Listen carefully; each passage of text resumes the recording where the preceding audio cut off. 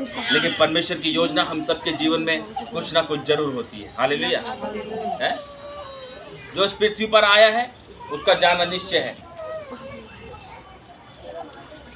इसीलिए जब हम अपना जीवन परमेश्वर को देते हैं तो ज्यादा दुख नहीं देता। वचन में क्या लिखा कि मैं तुम्हें दीर्घायु से तृप्त करूंगा, लिखा है। क्या कहता है? मैं तुम्हें दीर्घायु से तृप्त करूंगा और अपने किए हुए उद्धार का दर्शन दिखाऊंगा कि मैं हूं। हालेलुया। दीर्घायु का मतलब परमेश्वर अच्छी आयु से तृप्त करता है। दीर्घायु का मतलब ये नहीं कि परमेश्वर आदि उम्र में ही, जैसे आज आप देखते हैं कि लोग एक्सीडेंट हो गया भयंकर तरीके से। परमेश्वर हमें इन संकटों से, ऐसे दुख से परमेश्वर हमको बचाता है। हालेलुया। है नहीं तो लोग जाते हैं शाम को घर नहीं पहुंचते। कितने गंदे गंदे भयानक तरीके से एक्सीडेंट होते हैं। आज वो भाई के जीवन छोटा सा दुख आया था और उसी दुख में परमेश्वर ने अपने पास बुलाया। ज्यादा दुख झेला उन्होंने, ज्यादा से ज्यादा 10-15-16 दिन जो उन्होंने दुख में अपने बिताए, उससे ज्यादा दुख नहीं दिया। वचन में लिखा ना, तो उतना दुख देगा जितना हम सह सके, उससे ज्यादा दुख नहीं देता परमेश्वर।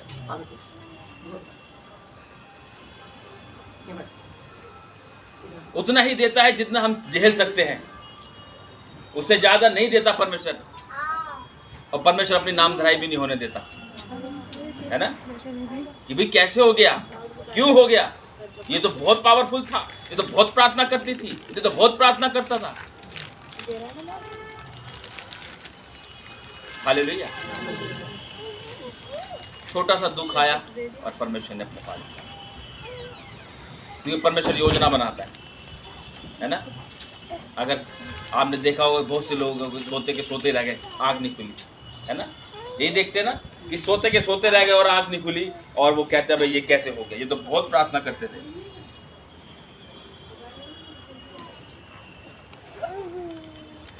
ये तो बहुत प्रार्थना करते थे, कैसे हो गया ये तो खुद दूसरों के लिए प्रार्थना करते थे, चंगे हो गए, अपने लिए प्रार्थना नहीं कर पाए। लोग बोलते हैं और लोगों का काम है बोलना। बोलते रहेंगे लोग आस पड़ोस के भी, अबे इतनी प्रार्थना करते थे, इतनी ताली की आवाज़ आती थी वहाँ से, हैं, और इतनी उपवास प्रार्थना, नाइट पे उतना, ये तब भी कैसे। अरे क्या हो गया। एक व्यक्ति ने मुझसे पूछा परमेश्वर का आगमन का क्या चिन्ह होगा। मैंने कहा अगर आज ही हमारी आंखें बंद हो गई तो आज ही परमेश्वर का दिन है। हालेलुया। आज ही परमेश्वर का दिन है। आज लोग करंट में नहीं जी रहे, फ्यूचर में जी रहे। कल क्या होगा, अरे कल की चिंता छोड़ो। हालेलुया। आज के दिन में जियो कि आज ही परमेश्वर का दिन है। आज लोग कल के दिन में जी रहे हैं, कल क्या करेंगे, है कैसे करेंगे, तैयारी करते पड़े जाने के लिए कहीं शादी ब्याह में। कोई ऐसा दुख आता ले बोले सब दरा का दरा रह गया। आज में जियो कि आज ही परमेश्वर का दिन है। गाना गाते ना, आज का दिन यहोवा ने बनाया। आज के दिन में ही जियो, कल के दिन में मत जियो। कल का दिन छोड़ दो परमेश्वर के हाथ पे। तूने आज का दिन दिखाया, तेरा धन्यवाद।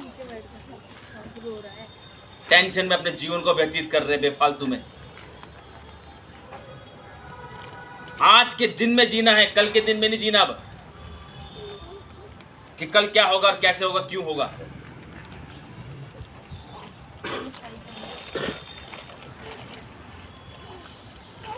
आज वो भाई परमेश्वर के पास आराम से अपने जीवन को व्यतीत कर रहे हो। हालेलुया। है यहाँ पर कल क्या करेंगे, है कल तो उसके पैसा देना है, कल घर पे आ जाएगा, दिमाग खराब, तो रात को निकल जाते हैं, गाँव भाग जाते हैं। टेंशन से भरी है जिंदगी है। अच्छे लोगों को परमेश्वर शीघ्र अपने पास बुला लेता है। हालेलुया। इसीलिए हमेशा तैयार रहो और कहता जागते रहो और प्रार्थना करते रहो बस। और आज में जियो, कल में मत जियो। कल क्या होगा, कल क्या होगा मत जियो, आज में जियो, क्योंकि आज के लिए आज का दुख ही काफी है ना। लिखा है ना वचन में, आज के लिए आज का दुखी काफी है, कल की चिंता मत करो। परमेश्वर बहुत महान है, परमेश्वर बहुत महान है। और ये बात आप भी जानते हैं, इस दुनिया में भी कितनी टेंशन है। कोई व्यक्ति जिसके माइंड में भी कोई टेंशन ना हो? परमेश्वर हमारे साथ है, टेंशन नहीं है। लेकिन जब संसार में थोड़ा सा दिमाग चला जाता ना, इतनी सारी टेंशन है कि सर भी पहाड़ बन जाता हमारा, है कि नहीं? और जहां हम प्रार्थना करने लगते हैं वो पहाड़ मैदान हो जाता है। तो क्यों ना हम अपना जीवन परमेश्वर में बिताएं। आज हम उपवास में चल रहे हैं, उपवास में चल रहे हैं। बस क्या कर रहे हो आप उपवास में? कुछ कर रहे हैं उपवास में? हैं? हर साल 40 दिन के उपवास रख रहे हो, क्या कर रहे हो? कुछ उन्नति तो नहीं दिख रही? खुद की उन्नति हो रही है क्या? दूसरों की उन्नति करी है मैंने अभी तक? बताओ कोई एक जना कि हाँ भाई मैंने उसके लिए प्रार्थना करी, वो यहाँ से अब यहाँ पहुँच गया, 40 दिन के उपवास है। मैं पिछले महीने 21 दिन के उपवास में था। परमेश्वर ने कहा कि तू बड़े काम करेगा। 21 दिन के बाद मैं मुंबई गया, पुणे गया। पुणे में चलते भाई लोग, है ना, जो दादा होते हैं, है ना, डरते उनसे, वो तो भाई है, वो डरते भाई लोग से, हैं? परमेश्वर ने उसके घर में प्रार्थना करवाई। हालेलुया। क्या परमेश्वर उसके लिए कोई काम असंभव है? वो असंभव को संभव करने वाला परमेश्वर है। ये होता है उपवास का प्रतिफल। ये नहीं कि पास्टर रख रहा तो अरे वचन में लिखा है मांगो, वहां पे ये नहीं लिखा पास्टर मांगेगा, वहां पे लिखा है मांगो तो तुम्हें दिया जाएगा। अरे तुम मांग क्या रहे हो ये तो सोचो तुम कभी। तुम मांग क्या रहे हो? अपने परिवार के लिए, बच्चों के लिए, बीवी के लिए, पति के लिए? देगा कोई साथ? रहेगा जिंदगी भर साथ? अरे जो साथ रहेगा कम से कम उसकी तो उपासना करो। क्या कहा वचन में कि मैं अंत तक तुम्हारे साथ रहूंगा। एक दूध पिलाती माँ अपने बच्चों को छोड़ देगी, मैं तुम्हें कभी नहीं छोड़ूंगा। आज उस परिवार में देखो, छोड़ के चले गए, क्या हो गया? परमेश्वर कहता है मैं तुम्हें कभी ना छोड़ूंगा और ना ही कभी त्यागूंगा। इन 40 दिन के उपवास में आप कंटिन्यू रखे जा रहे हो, अपनी उन्नति कर रहे हो। बस अपनी तो उन्नति कर रहे हो, किसी की हो रही है, किसी की नहीं हो रही, ऐसी तो है रहा है। क्या कर रहे हैं हम उपवास करते हैं? क्या फायदा फिर ऐसे उपवास? है कोई फायदा ऐसे उपवास का? एक वो करते हुए आ रहा है, अभी 40 दिन के उपवास सब रखेंगे, ठीक है, भूखे रह लो, कोई दिक्कत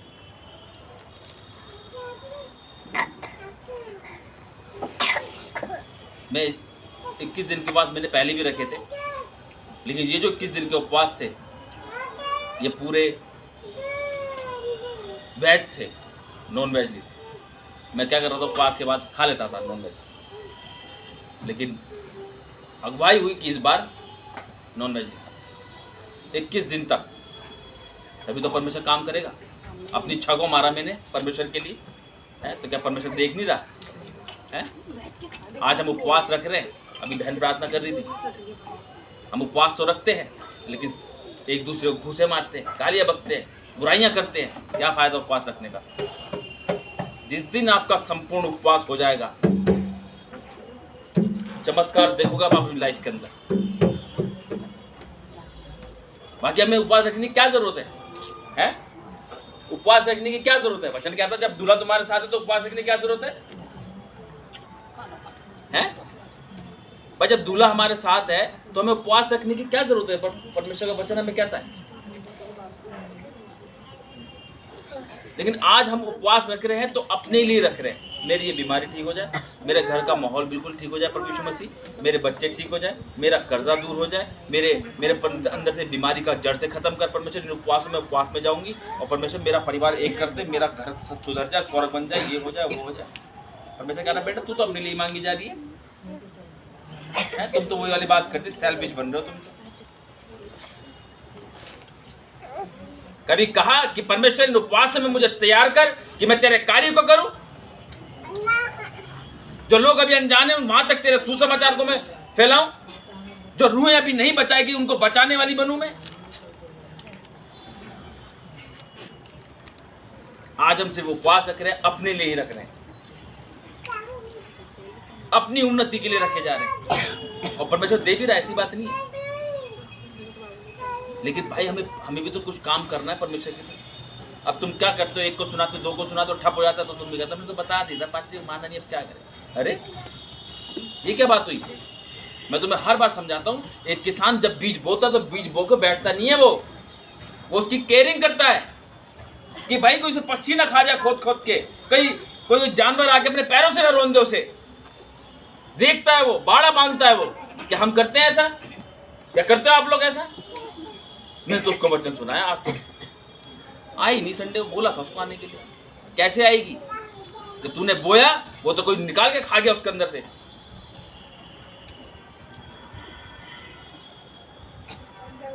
जिस दिन आप अच्छा बीज बोएंगे और उसके लिए प्रार्थना करेंगे बोझ के साथ, देखो वो आत्मा जरूर बचेगी यीशु के नाम से।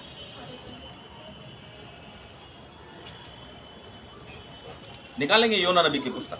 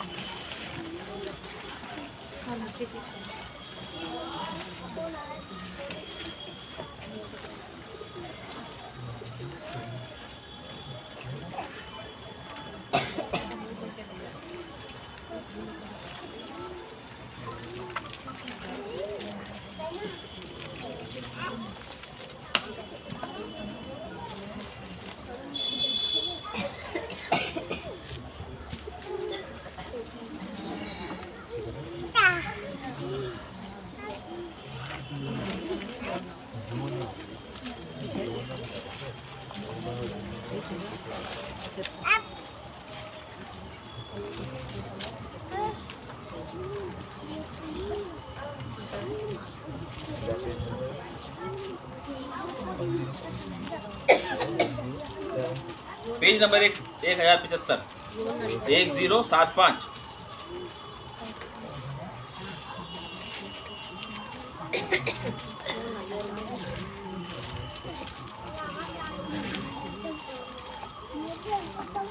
निकाल लिया सबने? सामने की तरफ देखेंगे। 1775 उपवास में वेरी गुड। वो नहीं आई मौसी तेरे? नहीं आज वो नहीं। एक पास में है वैसे। हाँ दोनों ही हैं। निकालिए सबने। देखो योना नबी की पुस्तक आपने कई बार पढ़ी है और मैंने कई बार उसको एक्सप्लेन भी किया, अच्छे से बताया भी है। अब इससे ना आज कुछ सीखना है। मैं हर बार बताता हूँ लेकिन इस बार अच्छे से सीखना है चीज़ को कि क्या है परमेश्वर की योजना हमारे जीवन में। आप लोगों से योजना रखता है परमेश्वर, ये बात ध्यान रखना। आप वो नहीं है कि ठीक हो गए और गए। आप इतने सालों से बने पड़े परमेश्वर में। आज आपने जितने को भी बताया, शायद एक आदमी बंदा बैठा होगा यहाँ पे, नहीं तो वो भी नहीं होगा, है कि नहीं? क्या वजह है जो आज तक वो लोग नहीं बचा पाए, नहीं बच पाए हैं? पढ़ेंगे इसको एक अध्याय से। परमेश्वर की आज्ञा का उल्लंघन करना। देखो उपवास क्या है? उपवास है अपने आप को बिल्कुल शांत करना, पहली बात है ना। आज लोग उपवास रखते हैं लेकिन शांत नहीं रहते। मेरे पास एक फोन आया कि भाई उपवास में, मैंने कहा उपवास में जाओ, किवाड़ बंद कर लो, बाहर मत निकलना। एक बहन का फोन आया मैंने कहा अंदर रहना, बाहर मत निकलना, क्योंकि बाहर निकलोगे 36 लोग मिलेंगे, झूठ बोलोगे आप, मन में ईर्ष्या भी आएगी, जलन भी आएगा, बैर भी होगा आपसे। तो इससे बढ़िया बाहर ना जाके घर में रहो और चुपचाप से क्या करो? प्रार्थना करो। प्रार्थना का प्रतिफल आपको जरूर मिलेगा। हालेलुया। और जब हम प्रार्थना करते हैं ना, तब परमेश्वर हमें बताता है कि हमें क्या करना है। आज आप प्रार्थना करते हैं और आप तक परमेश्वर की आवाज़ पहुंच पाती नहीं पहुंच पाती, वो मुझे नहीं पता कि आप परमेश्वर की आवाज़ को सुनते हैं कि नहीं सुनते। क्योंकि परमेश्वर जब हम बात करते हैं ना परमेश्वर, तो परमेश्वर भी हमसे बात करते हैं, लेकिन हम उसकी आवाज़ को नहीं सुन पाते। अगर आज आप सुनते तो आज परमेश्वर के कार्य को करते आप। आज अगर सब जने परमेश्वर की आवाज़ को सुने ना, तो हर एक व्यक्ति कम से कम तो 50-60 बंदे लेकर आए हर दिन, हर संडे। हालेलुया। अब वो कैसे होगा? जब हम परमेश्वर की आज्ञा को मानेंगे तभी तो हमारे जीवन में परमेश्वर काम करेगा, है ना? आज हम क्या कर रहे हैं? परमेश्वर की आज्ञा का उल्लंघन कर रहे हैं, जैसे योना नबी ने किया कि नहीं किया, है ना? यहाँ पे परमेश्वर के वचन में लिखा कि योना को परमेश्वर ने आज्ञा दी कि तू कहां जा? नीनवे को जा। लेकिन वो कहां चला गया? तर्शीश को चला गया। उसने कहा संडे को प्रार्थना में, तो संडे को प्रार्थना में जाके कहां जा रहे? शादी में जा रहे, पार्टी में जा रहे। नहीं, ये आज्ञा का उल्लंघन है ये। अगर आपको वचन स्मरण आया कि भाई मेरे विश्राम दिन को अपवित्र मत करो। अभी योना जो था उसको परमेश्वर ने कहा कि बेटा, अब देखो उसको परमेश्वर ने कैसे बात करी, को भी परमेश्वर ने आवाज बोली, उसको सामने नहीं आया परमेश्वर उसके। आज हकीकत बता रहा हूँ, आज शैतान ने क्या कर रखा? कानों को बंद कर रखा ताकि परमेश्वर की आवाज आपके कानों तक ना पहुंचे। मैं जनवरी में जब रांची में था, 30 को मेरी वापसी की ट्रेन थी। 31 को मैं यहाँ जैसे ही पहुंचा, दिल्ली जैसे एंट्री करी, तभी परमेश्वर ने 21 दिन के उपवास में जा। मैंने कहा ठीक है। 12 बजने में 15 से कुछ मिनट थे, मैंने डिनर नहीं किया था, फिर मैंने कहा चलो थोड़ा खा लेता हूँ, तो मैंने फटाफट खा लिया और 1 तारीख के उपवास में चला गया। अब आप बोलेंगे हम परमेश्वर की बात कैसे बात करता है परमेश्वर, है? परमेश्वर बहुत जोर से बोलता है, मेरे बेटे मेरी बेटी ये करो, लेकिन आप अवॉइड कर देते हैं।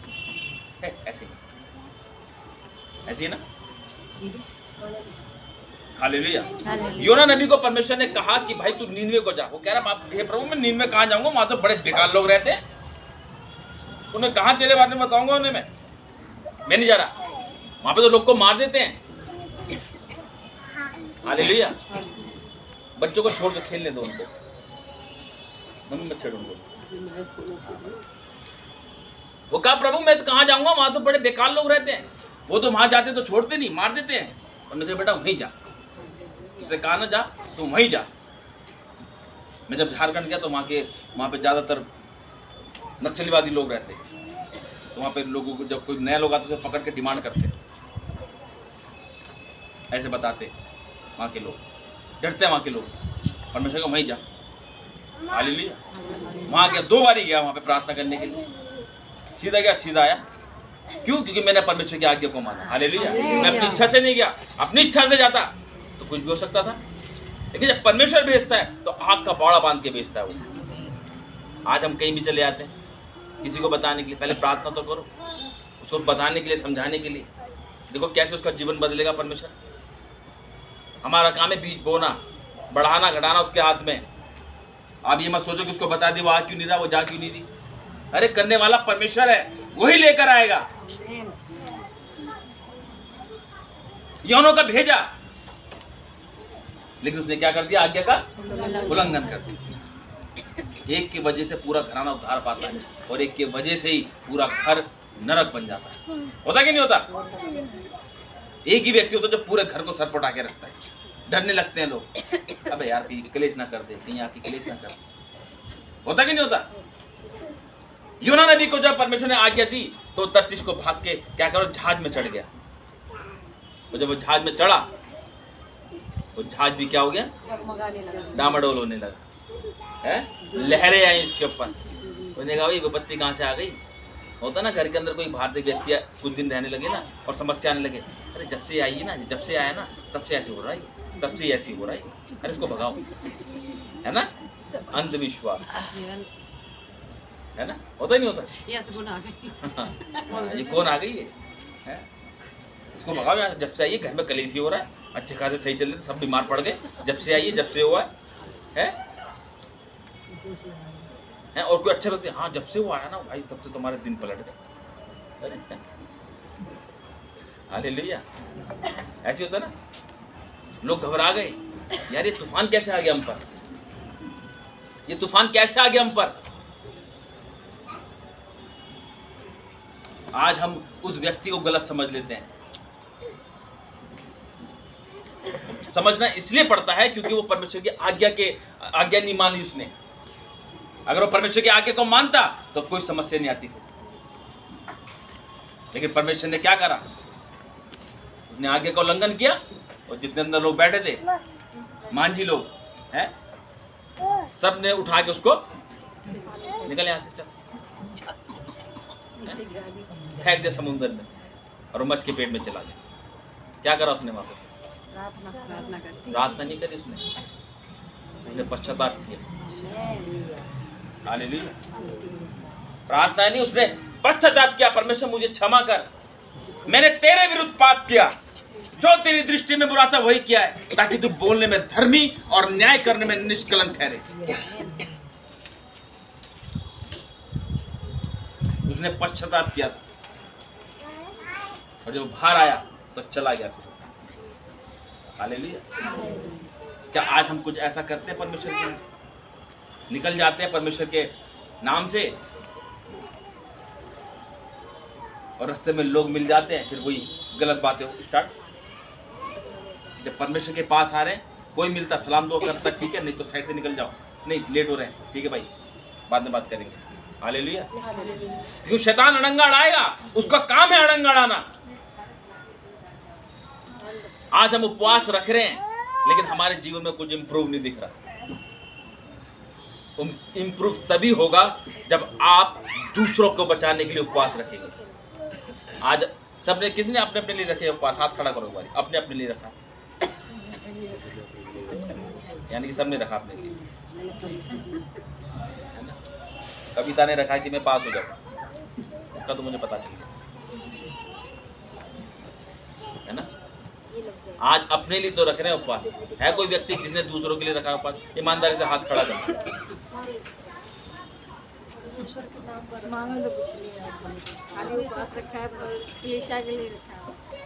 चलो अच्छी बात है, लेकिन इसमें भी आप अभी दुविधा में थी। अगर आप विश्वास, अगर आप नहीं सही से सुना हाँ, नहीं आपका ना अच्छा। पहले। अगर आप विश्वास के साथ रखते ना कि दूसरे के ऊपर तुरंत हाथ कर सकती, मैंने रखा, वो मैंने पहले सुना झिझक नहीं होती, है ना। जब हम दूसरों के लिए करेंगे तभी तो परमेश्वर हमें भरेगा। आज हम दूसरों के लिए कहाँ करते हैं, या करते हैं दूसरों के लिए? नहीं करते। करते हैं तो उसे वापस लेने की इच्छा रखते हैं। भूल जाओ जिसको दे दिया। हालेलुया। पढ़ेंगे इसको यूहन्ना नबी की। परमेश्वर की आज्ञा का उल्लंघन करना। यहोवा का ये वचन अमित्तै के पुत्र योना के पास पहुंचा, उठकर उस बड़े नगर नीनवे को जा और उसके विरुद्ध प्रचार कर, क्योंकि उसकी बुराई मेरी दृष्टि में बढ़ गई। अब देखो, जिसकी दृष्टि में परमेश्वर की बुराई बढ़ जाती है ना, फिर परमेश्वर छोड़ता नहीं उसे। परमेश्वर की दृष्टि में अगर बुराई बढ़ गई ना, वो तो शहर था, मनुष्य की भी छोड़ता नहीं फिर परमेश्वर उसको। फिर परंतु योना यहोवा के सम्मुख से तर्तीस को भाग जाने के लिए उठा, और याफा नगर को जाकर तर्तीस जाने वाला एक जहाज पाया, और भाड़ा देकर उस पर चढ़ गया कि उनके साथ यहोवा के सम्मुख से तर्तीस को चला जाए। तब यहोवा ने समुद्र में एक प्रचंड आंधी चलाई, और समुद्र में बड़ी आंधी उठी, यहाँ तक कि जहाज टूटने पर था। देखो किसने आंधी चलाई, परमेश्वर है ना। परमेश्वर दुख देता छोटा सा, समझ जाओ तुम कहाँ जा रहे हो, कहाँ जा रहे थे, रुक जाओ। एक छोटा सा दुख देता है, फिर वो नहीं समझते फिर बड़ा दुख दे देता है ना। आंधी को किसने करा? परमेश्वर ने। और जहाज टूटने पर था, तब मल्लाह लोग डरकर अपने अपने देवता की दुहाई देने लगे, और जहाज में जो व्यापार की सामग्री थी उसे समुद्र में फेंकने लगे कि जहाज हल्का हो जाए। परंतु योना जहाज के निचले भाग में उतरकर सो गया था और गहरी नींद में पड़ा हुआ था। तब माझी उसके निकट आकर कहने लगा, तू भारी नींद में पड़ा हुआ क्या करता है? उठ, अपने देवता की दुहाई दे। संभव है कि ईश्वर हमारी चिंता करे और हमारा नाश ना हो। तब उन्होंने आपस में कहा, आओ हम चिट्ठी डालकर जान लें कि ये विपत्ति हम पर किसके कारण पड़ी है। तब उन्होंने चिट्ठी डाली, और चिट्ठी योना के नाम पर निकली। तब उन्होंने उससे कहा, हमें बता कि किसके कारण ये विपत्ति हम पर पड़ी है। तेरा आज देखो, हम भी पूछते परमेश्वर ये ऐसा क्यों हुआ। मैं जब भाई से मैं हॉस्पिटल मिलने गया था, जाने से पहले, तो मैंने वही कहा, मैंने कहा देखो भाई ऐसा है, परमेश्वर की योजना को आप समझें। तो उनके मुझे ये लिखा, पता नहीं परमेश्वर मुझसे क्या चाहता है। मतलब उन्होंने वैसे बोला, मैंने कहा पता नहीं परमेश्वर की योजना क्या है मेरी। मैंने जो भी योजना है वो बेटर है, इतना मुझे पता है। जो उसकी योजना है वो बहुत बेटर है आपके लिए, है ना। तो यहाँ भी वो कह रहा है कारण, किस कारण ये विपत्ति हम पर पड़ी है। उन्होंने भी कहा कि ऐसा क्यों हुआ मेरे साथ। हर कोई व्यक्ति सोचेगा प्रभु ऐसा क्यों हुआ मेरे साथ, मैं तो बहुत प्रार्थना करता हूँ, मैं तो बहुत प्रार्थना करता हूँ, ऐसा क्यों हो रहा है मेरे साथ। आज अभी भी लोग नहीं समझ रहे ये क्यों हो रहा है मेरे साथ, ऐसा क्यों ऐसा हो रहा है मेरे साथ। क्योंकि आज्ञा का हम क्या कर रहे हैं, आज हम आज्ञा मान। देखो कोई भी व्यक्ति सिद्ध नहीं है और ना कोई बन सकता प्रभु यीशु जैसा, हालेलुया। लेकिन कोशिश तो कर सकते हैं, अपने बुरी चीज़ों से मन तो फिरा सकते हैं, अपने लिए ना जी के दूसरों के लिए तो हम जी सकते हैं, और तेरा उद्यम क्या है, तू कहाँ से आया है, तू किस देश और किस जाति का है। उसने उनसे कहा मैं इब्री हूँ, और स्वर्ग का परमेश्वर यहोवा जिसने जल स्थल दोनों को बनाया है उसी का भय मानता हूँ। अब देखो क्या कह रहा है योना, कह रहा जिसने जल और स्थल जिसने बनाया, कह रहा मैं उसी का भय मानता हूँ। सबसे बड़ा झूठ उसने, मां बोला ना झूठ उसने। अगर भय मानता तो नीनवे को जाता ना, अब वो तरसीस चला गया। आज लोग परमेश्वर का बने, मैं आई हर संडे, अरे मेरा जिंदा खुदा है, अरे वो मेरी दुआ को सुनता है। तो अपने आप को ज्यादा धर्मी समझते हैं, धोखा देते हैं वो अपने आप। हालेलुया, धोखा देते हैं वो अपने आप को। आप सोचते हैं हम कितनी प्रार्थना क्यों नहीं कर रहे, हम इतनी प्रार्थना इतनी कर रहे हैं, हम वचन भी पढ़ रहे हैं, सब कुछ कर रहे हैं, तब भी हमारे जीवन में समस्या आ रही है। तो तुम अपने आप को धोखा दे रहे हो, क्योंकि तुम पढ़ भी कहते रहो, वो परमेश्वर ही जानता है। हालेलुया। और तब वे बहुत डर गए और उससे कहने लगे तूने ये क्या किया है। वे जान गए थे कि वह यहोवा के सम्मुख से भाग आया है, क्योंकि उसने आप ही उनको बता दिया था। बस आमीन, हालेलुया। क्योंकि उन्होंने ही उसको क्या कर दिया था, आप ही बता दिया था। दूसरा अध्याय पढ़ेंगे। अब देखो ये थी उसकी आज्ञा ना मानने की परमेश्वर की ओर से सजा थी। ये पूरा आपने पढ़ ही रखा है, इसलिए मैं छोटा बता रहा हूँ आपको। उसके बाद उन्हें आज्ञा नहीं मानी, उन्होंने उठा के क्या कर दिया, समुद्र में डाल दिया। अब जब समुद्र, देखो विपत्ति आई, जब विपत्ति कैडी तरीके से आपके ऊपर आए तो समझ जाना आप कहीं ना कहीं गलती कर रहे हैं। ये बात ध्यान रखना। तभी परमेश्वर कहता है घुटने टेको, प्रार्थना करो, क्षमा मांग, मैं तेरा क्षमा करने वाला परमेश्वर। आज हम गलती कर लेते, क्षमा नहीं मांगते, अरे मेरी है। आज भी समय, घुटने टेको और स्वर्ग की ओर अपने आप को हाथ उठा के सिलेंडर कर दो परमेश्वर का। हालेलुया। और योना की प्रार्थना। अब देखो जब उसको समुद्र में डाला तब योना ने क्या करी, प्रार्थना करी। क्या प्रार्थना करी, सुनेंगे उसको। तब योना ने उसके पेट में से अपने परमेश्वर यहोवा से प्रार्थना करके कहा। किसके पेट में से, मच के। 17 ऐसे पढ़ेंगे, 17 यहोवा ने, 17 यहोवा ने एक बड़ा सा मच्छ ठहराया था कि योना को निगल ले, और योना उस महामच्छ के पेट में 3 दिन और 3 रात पड़ा रहा। तो 3 दिन और 3 रात का मतलब समझ रहे हैं आप, उपवास। किसने बोला उपवास, गॉड ब्लेस। पढ़ते हैं आप, वचन बाकी है ना। लेकिन जो आपकी समस्या है, कोई बात नहीं, कोई दिक्कत नहीं है। वचन में क्या, तो विश्वास में स्थिर बनी रहे। बस एक दिन वो आएगा, सारे दुख परमेश्वर खत्म करेंगे। जो दुख आया वो हमारी भलाई के लिए आया, उस पर ध्यान रखो। आज लोग जीवन में दुख आया तो टूट जाते हैं, कुछ तो हो नहीं रहा, कुछ तो हो नहीं रहा। अरे भाई ये सोचते रहोगे तो होएगा ही नहीं कुछ, है भाई। नहीं सोचोगे तो होएगा ही नहीं कुछ। जब अच्छा सोचेंगे तभी तो होगा, है। 3 दिन और 3 रात वो पड़ा रहा, यानी कि उपवास के साथ वो पड़ा रहा। और तभी उन्होंने उसके पेट में से अपने परमेश्वर यहोवा से प्रार्थना करके कहा, मैंने संकट में पड़े हुए यहोवा की दुहाई दी और उसने मेरी सुन ली है। देखा, अब देखो उसने क्या करा, उन्हें प्रार्थना करी, वो पेट में था, लेकिन उन्हें क्या अच्छे वर्ड्स अपने मुंह से निकाले, मैं संकट में पड़े हुए यहोवा की मैंने संकट में पड़े हुए यहोवा की दुहाई दी और उसने मेरी सुन ली, है ना। उसने मेरी सुन ली है। आज हम पढ़े तो हैं, हाँ मैं ठीक हूँ, ठीक हूँ तो दर्द क्यों हो रहा है, ठीक हूँ तो दर्द क्यों हो रहा है।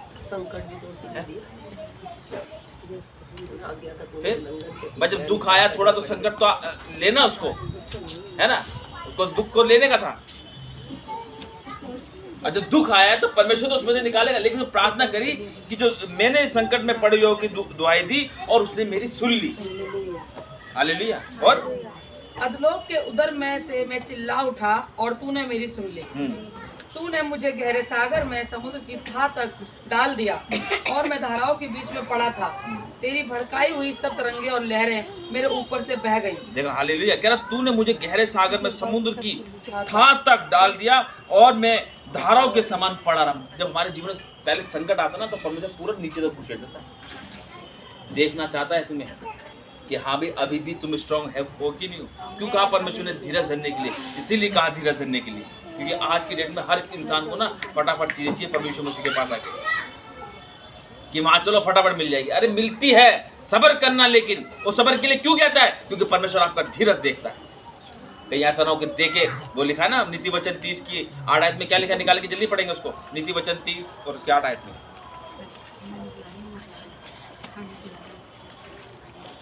इसकी 8 में, अर्थात व्यर्थ और झूठी बात मुझसे दूर रख।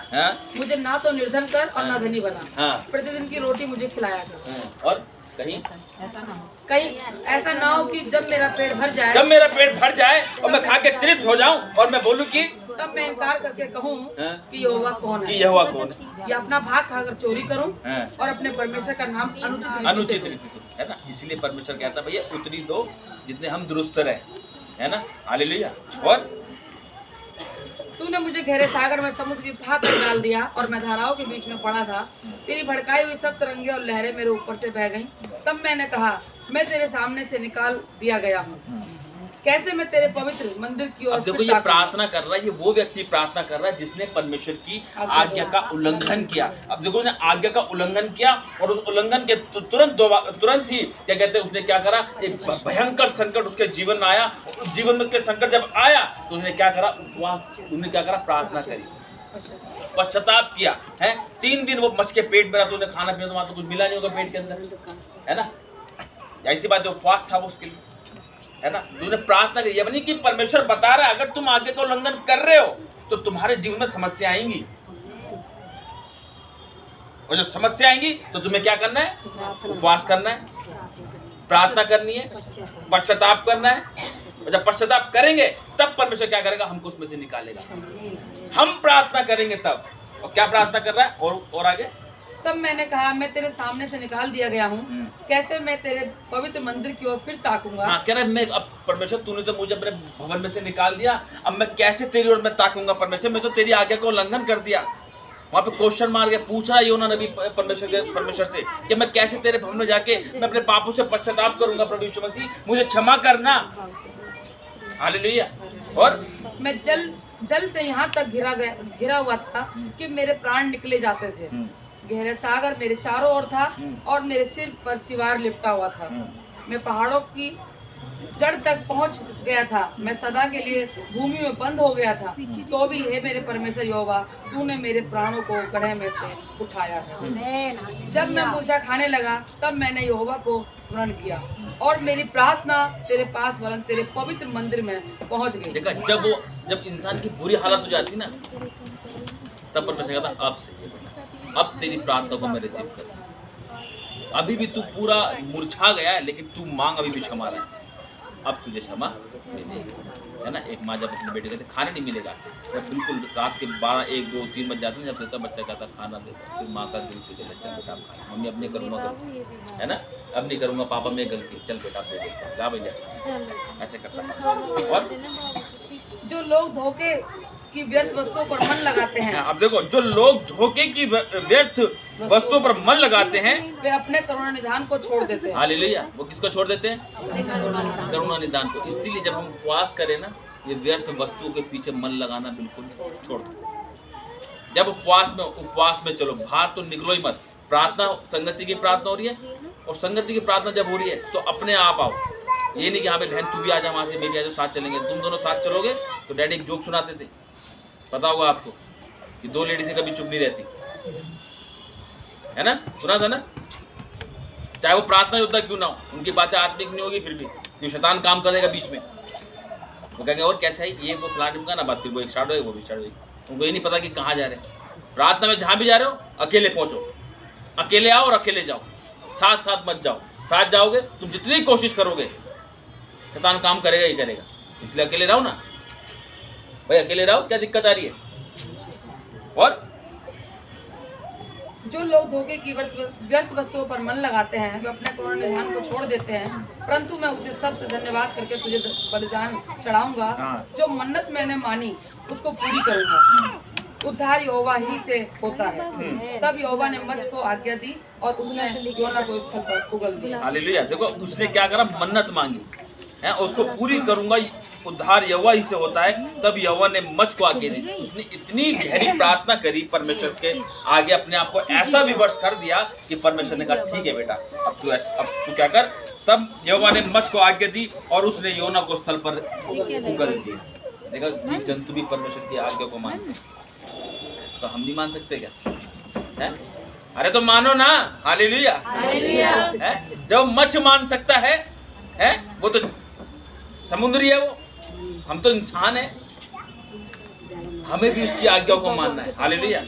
पढ़ेंगे इसकी तीसरा अध्याय, आज्ञा का मानना। अब देखो यहाँ पे आज्ञा का मानना, ये उपवास का वचन है, ध्यान से सुनना है इसको, ठीक है। जो आज्ञा परमेश्वर ने योना नबी को दी नीनवे को जाने के लिए, वो शहर बचाने के लिए परमेश्वर ने कहा। हालेलुया, है ना। आज जब कोई भी दास कहीं जाता है तो वो स्थान परमेश्वर देता है उसको बचाने के लिए, कि वहाँ तो कितना काम कर रहा है। अब जो आज्ञा को उल्लंघन करता है तो परमेश्वर के जीवन में संकट लेगा। इसलिए अपने आप को भी हमने तैयार करना है और जाना है परमेश्वर के कार्य करने के लिए। जहाँ जहाँ परमेश्वर भेजेगा जाओ, अकेले जाओ। हालेलुया।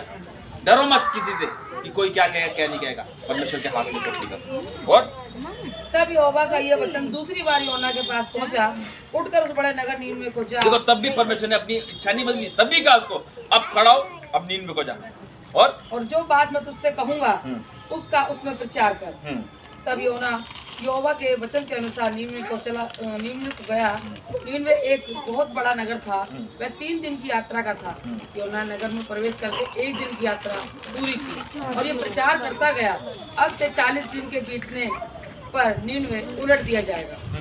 तब नीनवे के मनुष्य ने परमेश्वर की वचन की प्रतीति की और उपवास का प्रचार किया गया और बड़े से लेकर छोटे तक सबों ने टाट ओढ़ा। हालेलुया। देखो उसने क्या करा, जब योना नबी ने उस क्षेत्र में जाकर, उस देश में जाकर वहाँ का जो बड़ा था उसको बोला, तो उसने सबको ऐलान कर दिया कि भाई अब जो है उपवास करना है सबने।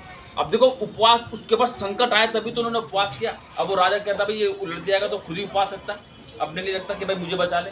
उन्हें सबको कहा कि सब उपवास रखे, है ना, सबको उपवास रखने के लिए कहा, पशु पक्षी को तक उपवास रखने के लिए कहा उसको। और तब ये समाचार नीनवे के राजा के कान में पहुंचा और उसने सिंहासन पर से उठ अपने राजकीय वस्त्र उतार कर टाट ओढ़ लिया और राख पर बैठ गया।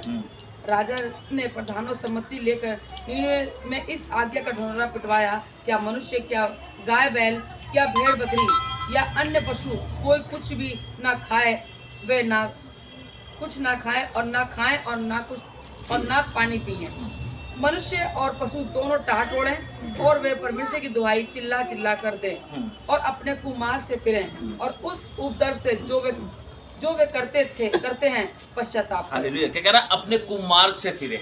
जब ये उपवास रखे ना, है ना, जब हम ये उपवास रखते हैं अपने बुरे मार्गों से क्या हो जाए, मैं नहीं कह रहा है, परमेश्वर का वचन क्या है ना, कि अपने बुरे मार्गों से फिर जाओ और कहीं जाओ मत। पहली बात, अगर आप काम पे तो काम से जाओ, ज्यादा मत बोलो अपने मुंह से, हाँ की हाँ और ना की ना बोलो, बस मत बोलो फालतू की। काम पे जा रहे हो, कहीं भी जा रहे हो, हाँ किया और ना की, हाँ किया और ना की ना बोलो और अपने कुमार से फिरो और उस उपद्रव से जो वे करते हैं पश्चाताप करो। जो तुम करते हो उपद्रव मचाते हो, जैसे कि लड़ाई झगड़ा बेफालतू की पड़ोसी से बातचीत के लिए, छोटी छोटी बातों के लिए लड़ाई झगड़ा करना, ये सब बेकार की चीज़ है। उपद्रव नहीं मचाना, हमें शांत रहना इन उपवासों में।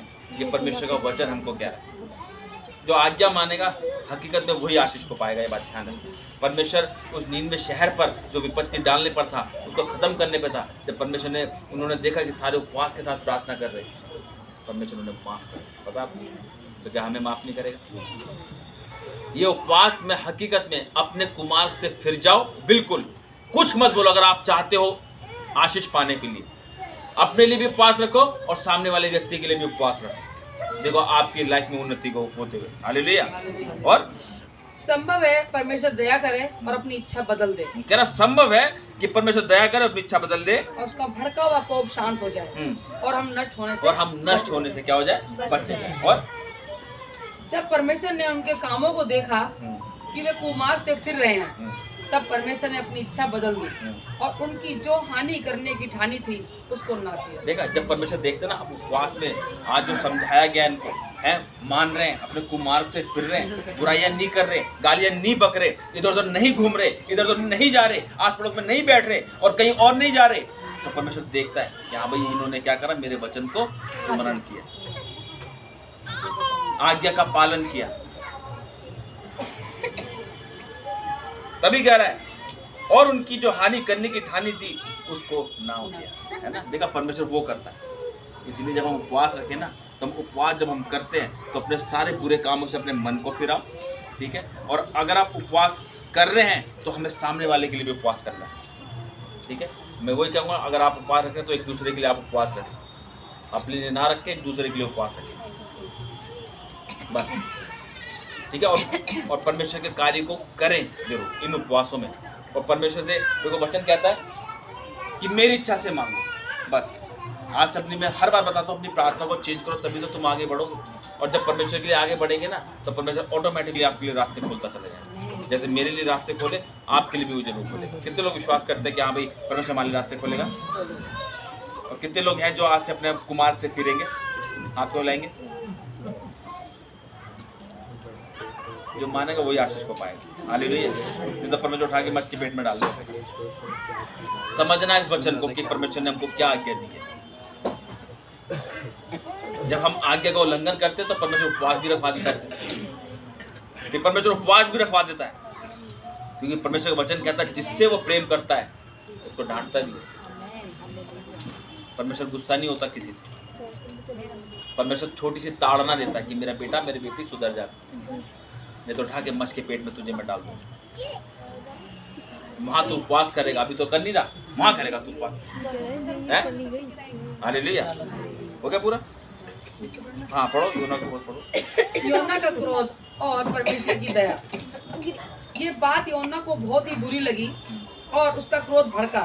उसने यहोवा से ये कह के प्रार्थना की, हे यहोवा, जब मैं अपने देश में था तब क्या मैं यही बात ना कहता था? इसी कारण मैं तेरी आज्ञा सुनते ही तरतीस को भाग जाने के लिए फुर्ती की, क्योंकि मैं जानता था तू अनुग्रहकारी और दयालु परमेश्वर है और विलम्ब से कोप करने वाला करुणानिधान है और दुख देने से प्रसन्न नहीं होता। देखा, परमेश्वर कभी दुख देने से प्रसन्न नहीं होता। आज दुख आता ना, अरे परमेश्वर ऐसा क्यों हो गया? अरे भाई वो प्रसन्न नहीं होता। वो दुख आया है तो हमारी गलतियों के कारण ही हमारे परिवार के अंदर ये दुख आया है। और इसलिए अब हे यहोवा मेरे प्राण ले ले, क्योंकि मेरे लिए जीवित रहने से मरना ही भला। यहोवा ने कहा, तेरा जो क्रोध भड़का है क्या वह उचित है? इस पर योना उस नगर से निकलकर उसकी पूरब की ओर बैठ गया और वहाँ एक छप्पर बनाकर उसकी छाया में बैठा हुआ ये देखने लगा कि नगर का क्या होगा। मतलब वो तो बोल के चला गया, बोल के चला गया, क्योंकि वो जानता था कि ये आज्ञा को नहीं मानेंगे, ये परमेश्वर की आज्ञा को नहीं मानेंगे, क्योंकि हटीले मन के लोग हैं। तभी परमेश्वर से वो लड़ने लगा, क्रोध के में बोलने लगा। तो परमेश्वर ने कहा, तेरा क्रोध क्या उचित है क्या? तू क्या मेरे से बड़ा है क्या? है?